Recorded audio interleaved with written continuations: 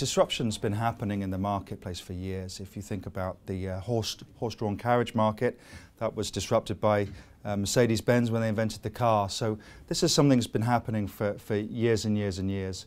What's new is the digital aspect of disruption. So what we define as digital disruption is anything that is driven, a new business process or a new customer model that's driven by digital technology. And there's a grouping of forces coming together at the moment: social, mobile, analytics, cloud, and big data. And that is generally how we would define digital disruption. Here in Oracle, I like to think this is business as usual for us. So we've been bringing innovative products to market for many, many years now. We've been investing very heavily in R&D. And whilst we're going through a big change in the industry, this is something we've seen before. So we have a whole range of exciting new products in the cloud space, in analytics, mobile, social, as I mentioned earlier. Some key ones are things like social recruiting, so the ability to target and find new talent over the web using tools such as LinkedIn. Even then, looking at selling socially, we have some very exciting new cloud products that are coming to market. So for us, we're organising around these new product areas. We're looking at skilling ourselves up, and we have teams of digital champions that are now working with our customers to try and help them understand how we can meet their challenges with our products. So some great examples of customers exploiting digital. One is Nike. We know them all for footwear. They're no longer a footwear provider.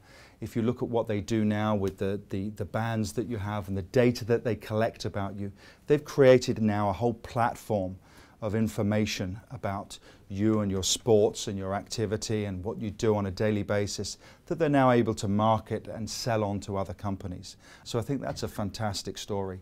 Another great story is Shop Direct. Shop Direct have the Littlewoods brand here in Ireland.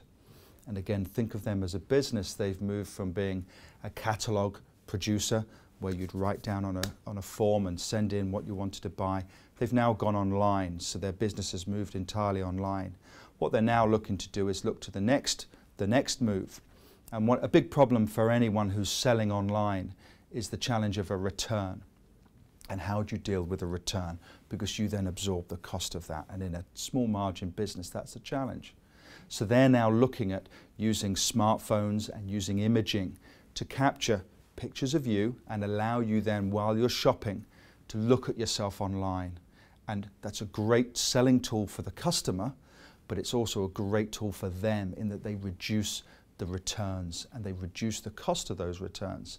And so there's again, it will allow them to drive better promotions, better costs, better pricing to their customers.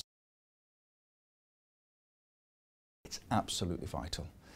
If you talk to any traditional taxi firm operator here in Ireland, they will give you a story about how much business they're losing to Halo. If you look at the telcos, they're losing business to organisations like WhatsApp, who are providing over-the-top messaging services. WhatsApp as an organisation was recently sold for $19 billion with 55 employees.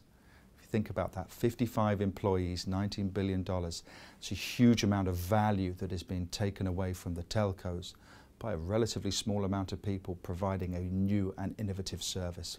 So it's absolutely critical. Now, globally, telco revenue is reducing. I think something like 20% reduction in that SMS text revenue over the next 2 or 3 years, driven mainly by those over-the-top service providers. So it's critical for a business to be able to adapt.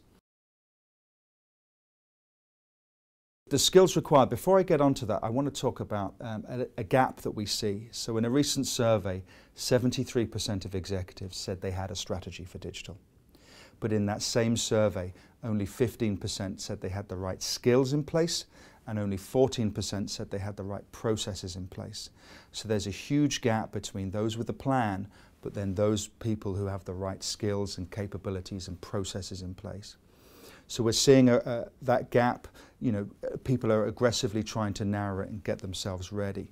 One of the challenges that we see are in organizations, there's a very lengthy sign-off process to a project. That might involve board approvals, technical specifications, committees for any new project. Companies are now looking to adopt digital-like processes in order to be able to sign off and respond and make decisions quickly so that they can keep up with the marketplace. So that idea of converting data into value, being agile, continuously developing, those are concepts that organizations need to really truly understand before they can try and work in this digital world.